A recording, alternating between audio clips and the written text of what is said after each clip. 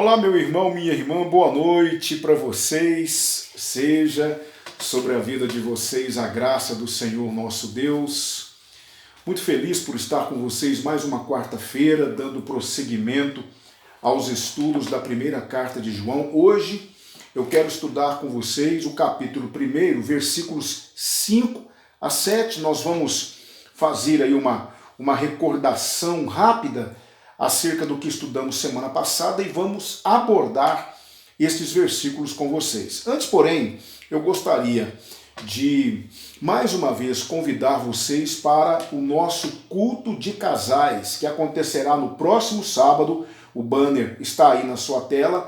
Próximo sábado, às 19h30 pelo YouTube. O nosso desejo era termos o nosso tradicional jantar dos namorados, mas infelizmente, por conta da pandemia, não foi possível, mas poderemos comemorar o Dia dos Namorados no sábado, às 19h30, através do nosso culto de casais. Eu quero convidar todos vocês a participarem. Se vocês quiserem compartilhar o link com algum casal amigo, fiquem à vontade. Será muito bom abordarmos esse tema, que será Priscila e Áquila, um casal que deu certo. Quais os segredos desse casal? Por que esse casal foi tão importante para a igreja cristã primitiva? O que esse casal tinha que os nossos casamentos, não é? Como casais que somos, também precisamos ter? Por isso eu quero convidar vocês a participarem conosco desse culto que será transmitido pelo YouTube neste sábado, 13 de junho, às 19h30. Quero também reforçar com os irmãos que no dia 21 de junho, nós retomaremos as nossas reuniões presenciais. Já foi apresentado para vocês toda a dinâmica desse retorno, não é? Inicialmente, isso não significa que continuará sendo assim. Nós precisamos retornar e entender qual a melhor maneira de dar prosseguimento a esse novo momento na vida da igreja. Então, nós vamos realizar 4 cultos no domingo. O primeiro de 8h30 às 9h30, o segundo de 10 horas às 11 horas, o terceiro de 6h30 da tarde até às 7h30 da noite e o quarto de 8 horas da noite às 9 horas da noite. Ok? Então, 8h30 às 9h30, 10 às 11, 18h30 às 19h30 e 20 às 21 horas. Você precisa se cadastrar. Eu já tenho um bom número de irmãos cadastrados, distribuídos nesses cultos. Escolha qual culto você quer participar, mande um WhatsApp para mim, ligue para a secretária se for melhor. Fale, eu quero participar no culto das 8h30 da manhã. Pastor, eu quero participar no culto das 10 horas. Eu tenho que dizer para vocês que o culto das 10 horas, de 10 às 11 horas, está bem cheio já. Nós temos aí cerca de 40, 45 irmãos que garantiram presença. Estamos precisando da participação dos irmãos nos demais cultos. Então, faça o seu cadastro. Isso é uma necessidade para resguardarmos os irmãos. Alguns irmãos disseram que não vão voltar, não vão retornar nesse primeiro momento, entendemos. Mas você que está desejoso de estar conosco, eu convido vocês, cadastrem-se, falem comigo, falem com a secretária da igreja, vamos voltar, vamos estar juntos novamente, entendendo como é que isso vai prosseguir, não é? Como é que isso vai acontecer a partir do dia 21, qualquer mudança vocês serão informados, mas eu quero ter esse primeiro momento com os irmãos. Então, convido vocês a participarem conosco no dia 21 de junho, domingo, quando retomaremos as nossas reuniões presenciais. Porém, eu quero reforçar algo muito importante. Preste atenção, não será permitido você permanecer no culto sem máscara. Precisaremos manter um distanciamento de 1,5 m, 2 metros um do outro, certo? Estamos preparando o templo para isso. Todos vocês precisarão higienizar as mãos assim que chegarem ao templo, ok, gente? Eu preciso da colaboração de vocês, por favor, para que nós possamos nos resguardar. Se você for trazer o seu filhinho, traga-o, mas de preferência, peça-o para usar uma máscara, para que nós tenhamos essa segurança. Irmãos, tudo vai voltar ao normal, tenho certeza disso, as coisas vão se normalizar, eu tenho certeza, e em breve estaremos novamente como sempre estivemos, mas por enquanto precisamos obedecer os protocolos implementados pela Prefeitura Municipal no último decreto.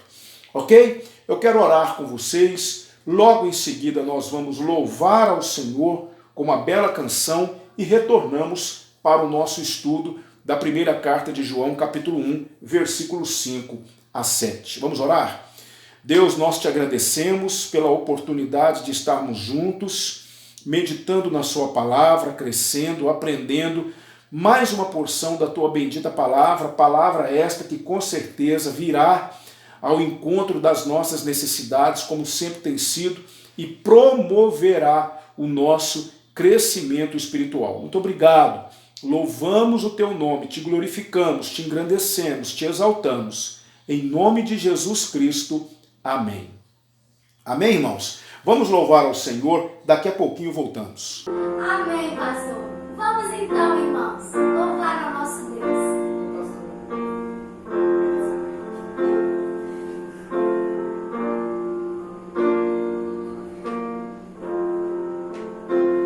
Este é o meu respirar.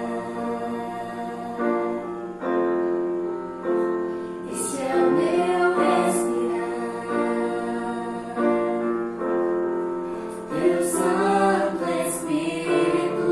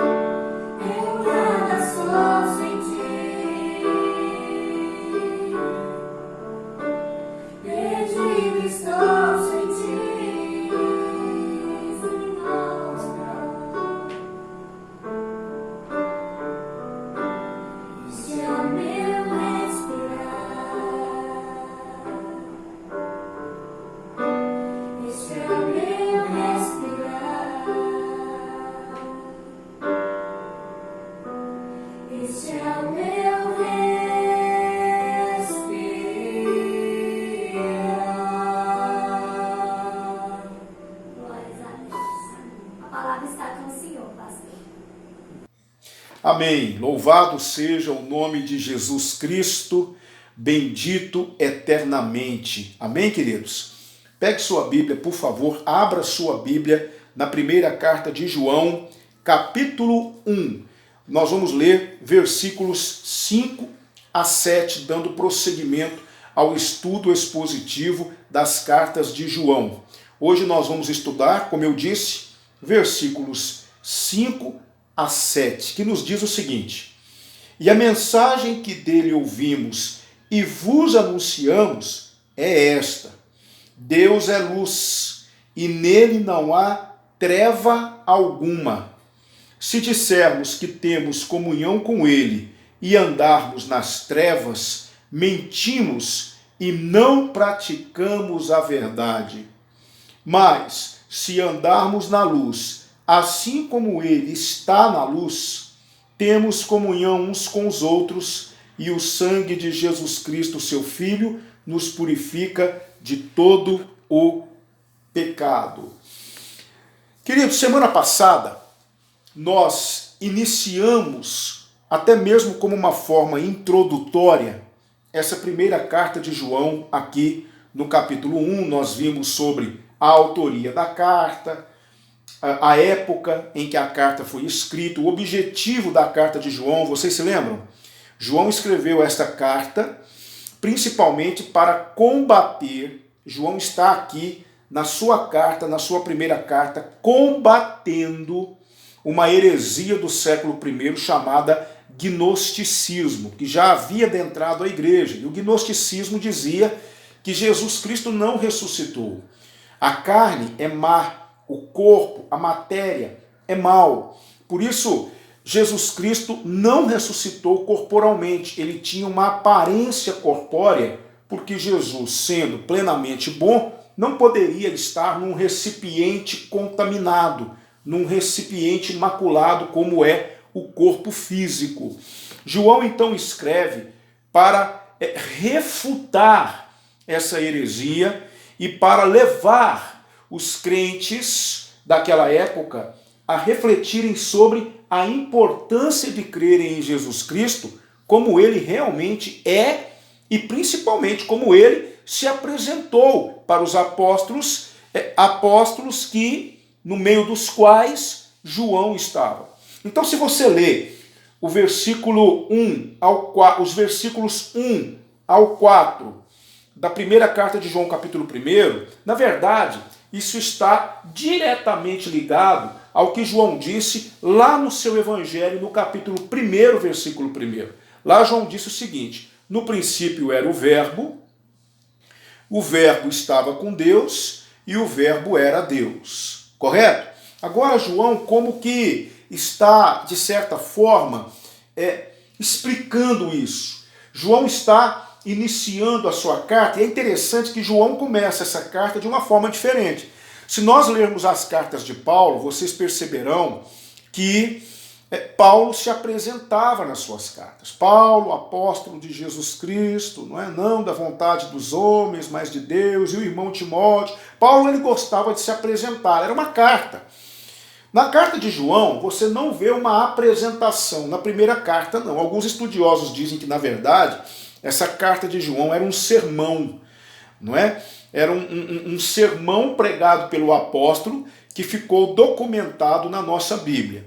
Seja como for, ele é apresentado como uma carta do apóstolo. Ele escreve para as igrejas cristãs daquela época.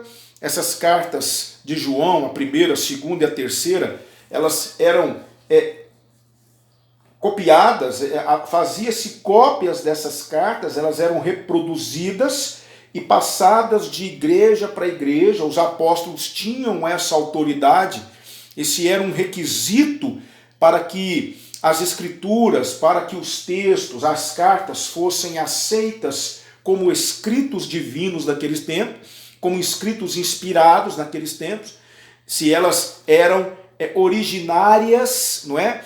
De alguém que esteve com Cristo, de alguém que teve contato com alguém que esteve com Cristo, porque se nós entendermos bem dessa maneira, Lucas não era um apóstolo, mas ele teve contato com Paulo, que foi um apóstolo. Marcos não era um apóstolo, mas ele teve contato com Pedro, que era um apóstolo. Então isso era um critério para se aceitar as cartas, os escritos daqueles tempos, como inspirados. Então essas cartas eram reproduzidas e enviadas às igrejas. Então essa carta, ela não parece ser uma carta, mas ela foi documentada como carta. E aqui João, como que ele dá um resumo do seu evangelho no capítulo 1, versículo 1. E ele vai dizer o seguinte: olha, nós vimos a vida, nós vimos, nós tocamos, nós ouvimos. A vida, que é o verbo, que é essa manifestação de Deus, ele esteve conosco. Nós estamos falando daquilo que nós testemunhamos, nós somos testemunhas oculares, o que nós estamos falando tem propriedade. É isso que João está dizendo aqui nos versículos 1 a 4. Agora, parece que João vai mudar de assunto, ou seja, versículos 1 a 4, João está falando especificamente de Jesus, o verbo, a palavra viva que se fez carne, veio habitar entre nós. João viu esse verbo, João ouviu esse verbo vivo, João tocou nele juntamente com os demais apóstolos. Ele viu Jesus ressurreto. Ele não estava diante de uma aparência corpórea, ele estava diante do próprio Jesus ressurreto, entende? Agora parece que João, nós temos que nos esforçar para entrarmos na mente de João e entendermos por que parece que ele muda de assunto. Agora João vai deixar de falar de Cristo como manifestação de Deus, como esse que veio revelar Deus, não é?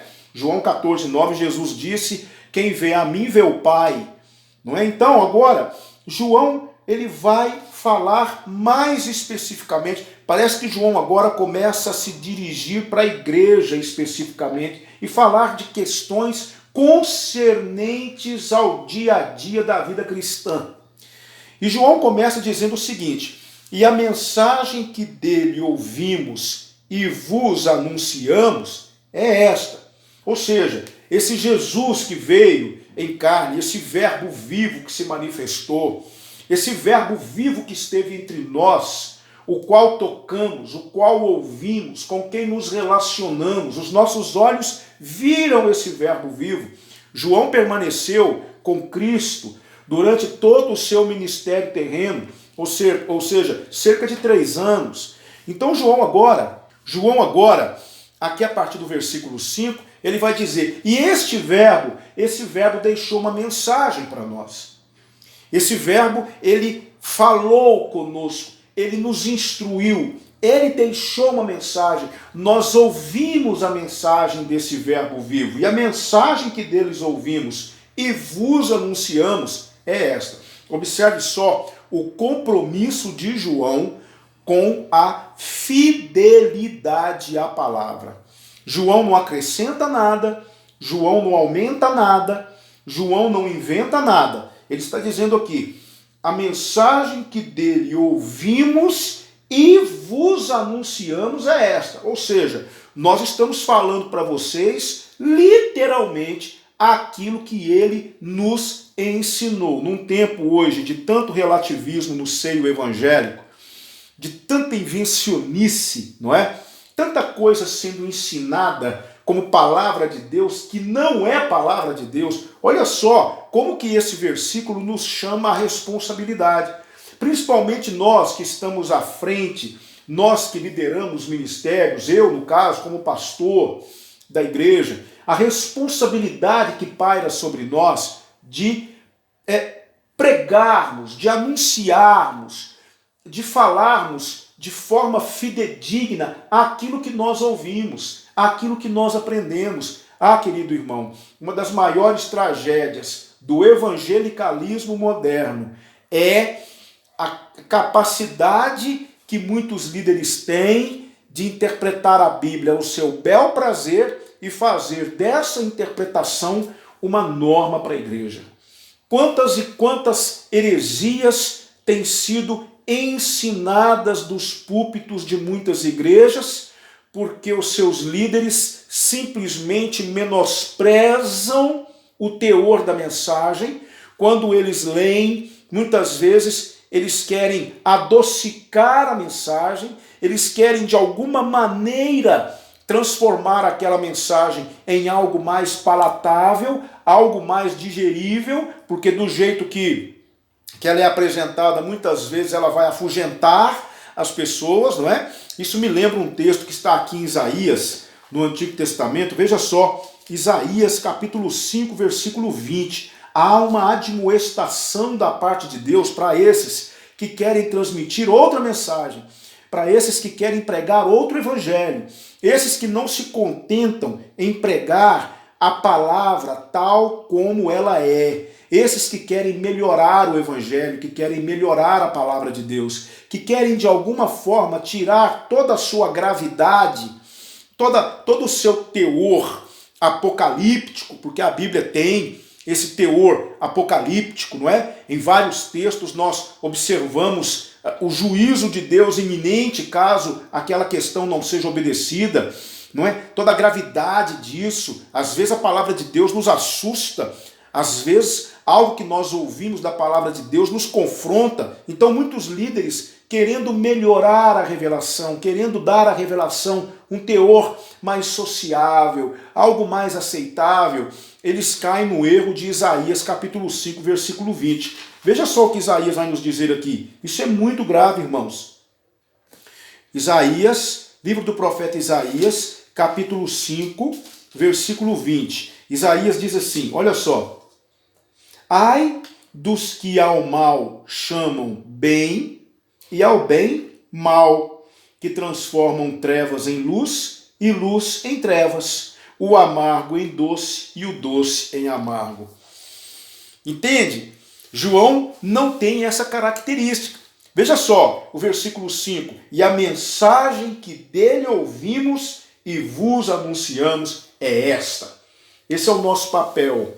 O papel da igreja não é melhorar a mensagem, não é fazer com que a mensagem seja amaciada, não é dar a mensagem um tom mais brando. Isso não é papel da igreja. A igreja é convidada a proclamar, a anunciar, a falar tudo aquilo que o Espírito Santo mandou falar. Nós, pastores, e aqui eu quero me incluir, nós, pastores, precisamos ter diante de nós o temor e o tremor de pregar aquilo que o Espírito Santo nos mandar pregar. Doa a quem doer. Se isso vai agradar ou se não vai agradar, não é problema meu. O meu papel, a minha responsabilidade é anunciar aquilo que está escrito nesse livro.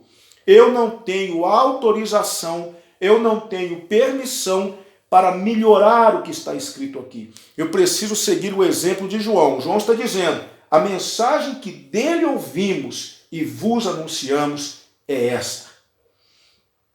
Você quer ganhar alguém para Jesus? Você quer verdadeiramente levar uma alma para Jesus? Não minta para ela. Entende? Não minta para ela. Não diga para alguém algo que não condiz com a verdade. Não tente ganhar alguém para Cristo usando subterfúgios humanos. Muito provavelmente você poderá ganhar essa pessoa para a igreja, mas não necessariamente você a ganhará para Cristo, porque são coisas diferentes. Entenda esse princípio. Ganhar alguém para a igreja não necessariamente é ganhar alguém para Cristo. Então você quer ganhar uma alma para Cristo? Você quer realmente evangelizar? Fale a verdade. Pregue o que tem que ser pregado.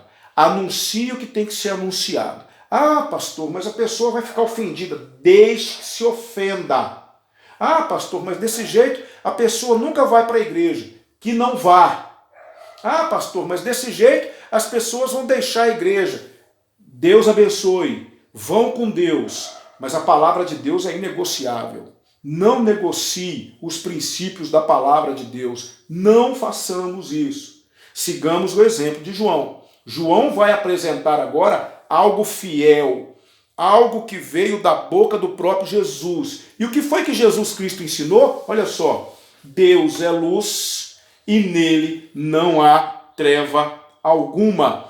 Não é? Quando nós fomos salvos, quando eu e você fomos salvos, Deus nos tirou Deus nos retirou das trevas, né? Veja só o que a primeira carta de Pedro, 1 de Pedro, capítulo 2, versículo 9. 1 de Pedro 2,9 nos diz assim: mas vós sois geração eleita, sacerdócio real, nação santa, povo de propriedade exclusiva de Deus, para que anuncieis as grandezas daquele que vos chamou das trevas para a sua maravilhosa luz. Se você abrir comigo 1 Tessalonicenses, primeira carta de Paulo aos Tessalonicenses, aqui no capítulo 5, por favor.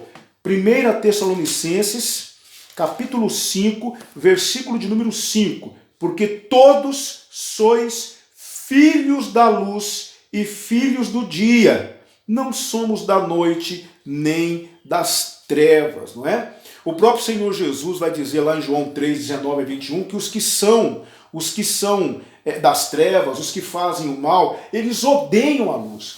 Então o que João está dizendo aqui? Olha, Jesus ensinou. O que ouvimos dele, nós anunciamos para vocês. Deus é luz e nele não há treva. Você não encontra erro em Deus. Você não encontra pecado em Deus. Deus é luz. Ah, querido irmão, permita-me dar um exemplo para você. Eu amo dirigir de dia. Por quê? Porque durante o dia eu vejo tudo, eu entendo tudo, eu sei onde eu estou, eu tenho noção de espaço. Quando eu dirijo durante a noite, essa minha capacidade é reduzida. Eu evito ao máximo de viajar de noite, eu evito ao máximo dirigir à noite. Porque a minha visão à noite, ela é reduzida. O meu problema de visão, infelizmente, reduz muito a minha capacidade de percepção. Por isso, eu gosto de viajar durante o dia. Luz me mostra o quê? Luz me revela, luz me dá segurança, luz mostra-me onde eu estou. Através de estar durante o dia, eu tenho uma noção exata de onde eu estou, eu sei exatamente os obstáculos que eu tenho pela frente, eu vejo melhor, não é? Os quebra-molas, eu vejo os buracos no asfalto. Então a luz é algo necessário. A luz, ela traz segurança, ela traz direção. A luz, ela nos norteia. Deus é luz. Deus é esse ser que me norteia, que me mostra exatamente onde eu estou e onde eu devo estar. Não há erro, não há pecado, não há treva em Deus. Então você tem que entender aqui que o conceito de luz significa santidade, perfeição, clarividência. E o conceito de treva, que João vai abordar aqui, se relaciona com pecado, com erro, com obscuridade. Não há isso em Deus. Deus é luz. O próprio Jesus vai dizer lá em João capítulo 8, versículo 12, eu sou a luz do mundo. Quem me segue não andará em trevas, mas terá a luz da vida. Se você retroceder ao Evangelho de João, lá no capítulo 1, no versículo 4, ele vai dizer, nele quem? No verbo, estava a luz dos homens. Não é? Deixa eu me corrigir. Nele estava a vida, e a vida era a luz dos homens. Então essa palavra luz, esse conceito de luz é muito presente nas cartas joaninas. É muito presente na literatura joanina, certo? Nas literaturas de João. É muito presente. João é aquele apóstolo que vai falar de luz. E ele está dizendo, Deus é luz. E nele não há treva nenhuma. Aí João vai explicar isso melhor. Isso é a base, isso é o pano de fundo, porque João vai dizer aqui no versículo 6. Agora, olha só o que João vai fazer. Ele vai dizer, se dissermos que temos comunhão com ele e andarmos nas trevas, lembre-se, qual é o conceito de luz? Santidade, clarividência, segurança, pureza, não é?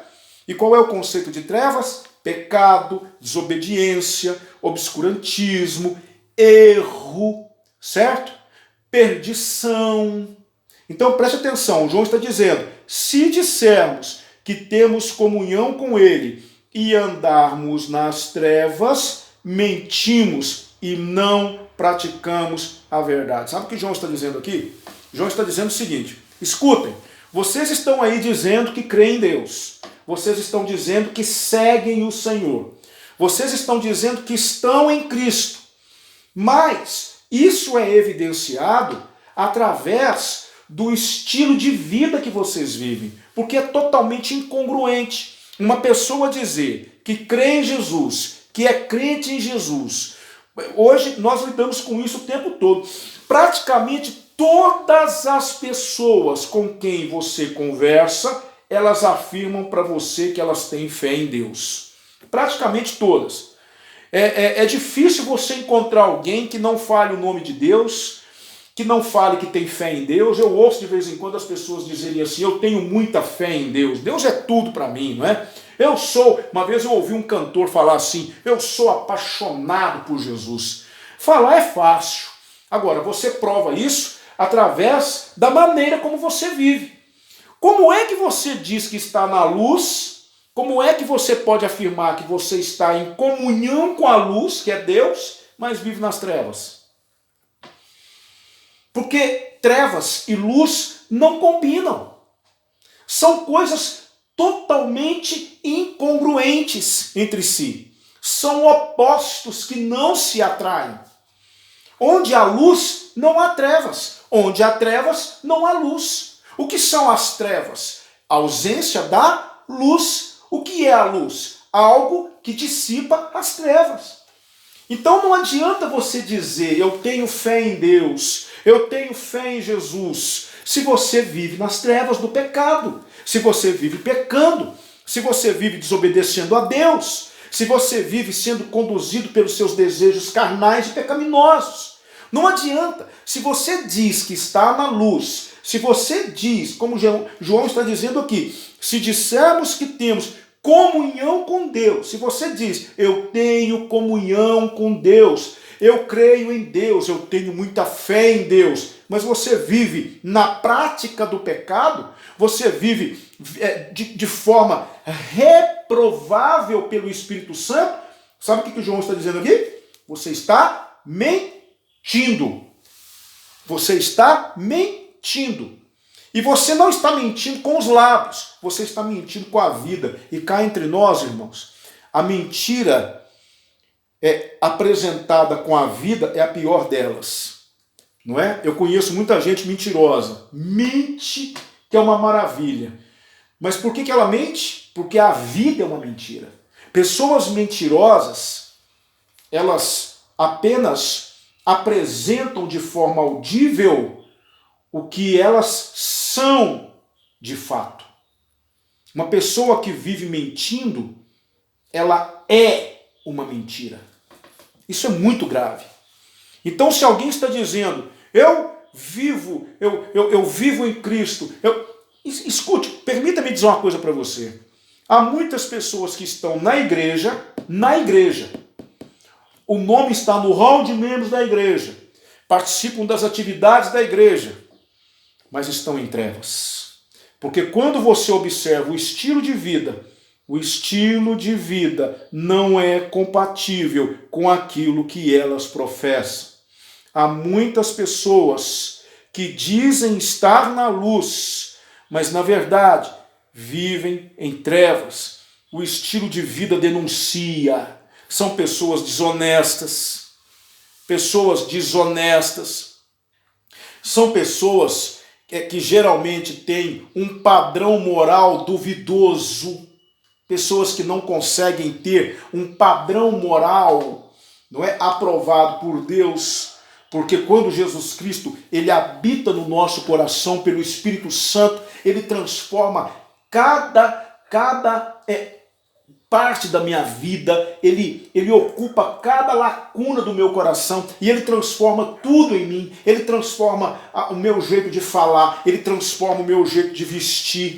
Meus queridos, ele transforma a minha forma de me apresentar para a sociedade. Ele muda a minha maneira como eu lido com a minha questão financeira. O que tem hoje de crente com o nome no SPC, devendo Deus e todo mundo, não pagam suas contas, enrolados, mentirosos, pessoas com nome sujo, pessoas que infelizmente não são confiáveis, pessoas que muitas vezes precisam pedir para poder comprar no nome de outra pessoa, porque o nome dela está sujo na praça. Pessoas que não conseguem estabelecer um vínculo, um contrato, porque não tem nome na praça, não tem. A palavra de Deus diz que mais vale o bom nome do que as muitas riquezas.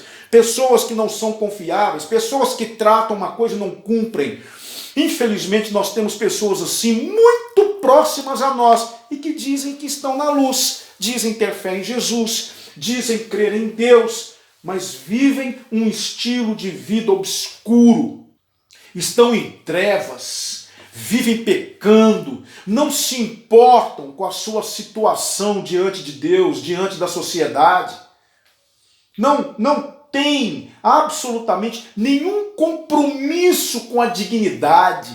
Irmãos, isso é lastimável e isso é um prejuízo e tanto para o Evangelho. Infelizmente, posso dizer uma coisa para vocês, essas pessoas, elas precisavam realmente cair em si e perceber o perigo que ronda suas vidas, porque elas estão não só prejudicando a si mesmas, mas estão prejudicando o bom nome da igreja. Pessoas que dizem, estou na luz, eu sigo a Jesus, só porque vão na igreja, mas o estilo de vida é um estilo de vida mentiroso, são pessoas mentirosas, pessoas que mentem com a vida, pessoas que mentem com a vida, com o jeito de viver. João está dizendo aqui, se dissermos que temos comunhão com Ele e andarmos nas trevas, mentimos e não praticamos a verdade. Não adianta você saber a verdade, não adianta você ouvir a verdade, não adianta você aprender a verdade se você não pratica a verdade. O que te denuncia é o que você faz, é o que você vive. Se você é um praticante da verdade, você vai viver de forma tal que você evidenciará a prática da verdade. Mas se você, infelizmente, não pratica a verdade e professa só com os lábios que você está em Deus, você é um mentiroso. Você é uma mentira. É isso que João está dizendo aqui. Cuidado, cuidado. A Bíblia diz que os mentirosos não herdarão o reino de Deus. Jesus fala isso em uma das suas várias aparições para João. Ele diz que vai ficar de fora todo aquele que ama e pratica mentira. Cuidado com essa mentira que se chama eu, com essa mentira que se chama você. Cuidado com essa mentira ambulante que está indo daqui para lá e de lá para cá. Cuidado. Eu quero te fazer uma pergunta e quero que você reflita. Você está na luz? Você está na luz? Você tem comunhão com a luz? Você tem comunhão com Deus? Você realmente está em Cristo Jesus? Então, como é que tem sido o seu estilo de vida? Você tem vivido na luz ou você tem vivido nas trevas? Se você tem vivido nas trevas, e que o Espírito Santo de Deus mostre para você, que o Espírito Santo revele para você quem você é. Se você está vivendo nas trevas, querido, mude sua vida. Mude sua vida. Deixe de ser uma mentira. João está dizendo isso aqui. Se você diz que tem comunhão com Ele e anda nas trevas, você mente e não pratica a verdade. Agora, veja só o que João vai dizer aqui no versículo 7. Isso é muito importante. Versículo 7. Mas, se andarmos na luz, assim como Ele está na luz, isso vai refletir de alguma forma. Isso vai refletir. Isso vai produzir alguma coisa. Olha o que João diz. Temos comunhão uns com os outros. Posso te dizer uma coisa? Luz não combina com trevas. Trevas não combina com luz. Ei, você que está me ouvindo aí. Deixa eu falar uma coisa para você. Você está na luz? Você vive na luz? Você pode dizer para mim agora, pastor, eu vivo na luz. Eu não sou perfeito, pastor. Mas a cada dia essa luz tem adentrado o meu coração e tem modificado a minha vida. Porque é isso que a luz faz. À medida em que a luz... Você já percebeu que quando você está num quarto escuro, você dorme durante a noite, escuro, aquela coisa, para aqueles que gostam de dormir no escuro, como eu, detesto dormir onde tem claridade, gosto de tudo apagado. Mas de manhã cedo, não é? Quando você vai abrindo a janela, a luz ela vai invadindo seu quarto. É ou não é verdade? Pois é isso que a luz faz. Quanto mais a luz vai invadindo a sua vida, mais as trevas vão sendo dissipadas. Você tem passado por isso, você tem experimentado isso na sua vida? Glória a Deus, glória a Deus. Então preste atenção numa coisa, é por isso que muitas pessoas não querem comunhão com você. Sabia disso? Não querem comunhão. Pessoas que vivem nas trevas, que querem viver nas trevas, que querem viver na prática do pecado, que querem desobedecer a Deus, elas não conseguem conviver com aqueles que estão na luz. É por isso que muita gente sai da igreja.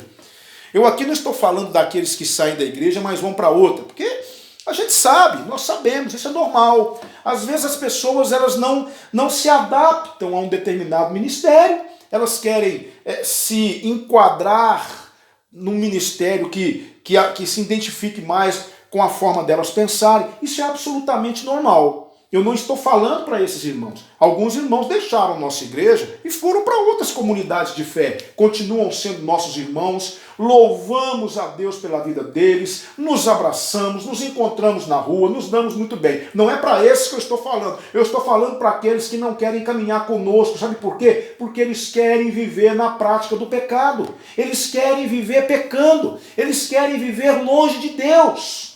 E esses não conseguem conviver na luz, não conseguem conviver com aqueles que estão na luz. Por quê? Porque a luz denuncia a prática deles. É por isso que tem muita gente que sai fora da igreja. Aí sai da igreja, sai falando mal do pastor, porque o pastor é isso, porque o pastor é aquilo. Sai da igreja, porque aquela igreja é desse jeito, porque aquela igreja é dessa forma. Aí eu não gosto de fulano, eu não gosto de Beltrano. Escute, o problema não está em você, o problema não está em nós, o problema está neles. Por quê?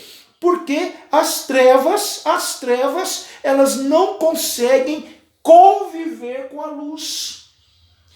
Luz convive bem com luz. Entende? É isso que João está dizendo aqui. Se andarmos na luz, como ele está na luz, temos comunhão uns com os outros. Olha só. Qual é a evidência de que alguém está andando na luz? Se eu estou andando na luz, como é que eu sei que alguém está andando na luz? Se aquela pessoa está se dando bem comigo. E se eu estou me dando bem com ela?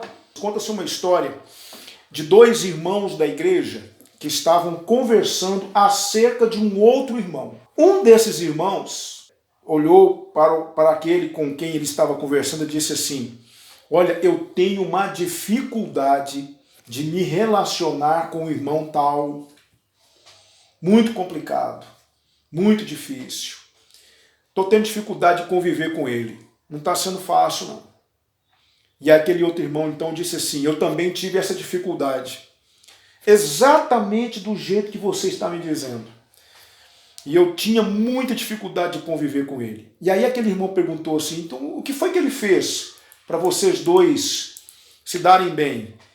E um daqueles que estavam agora com a palavra disse assim: não foi o que ele fez, foi o que eu fiz.